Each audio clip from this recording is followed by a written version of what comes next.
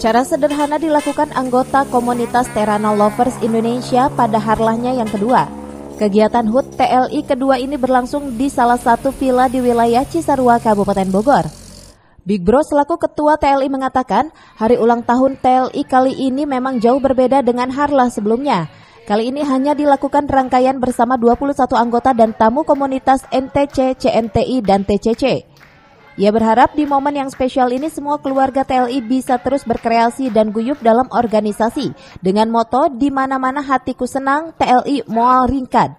Selamat pagi buat rekan-rekan TLI di Santero Nusantara. Hari ini kita telah merayakan anniversary kita yang kedua 10-11 Desember 2022 berlokasi di Etihad Ciburial Puncak dengan tema Family Gathering.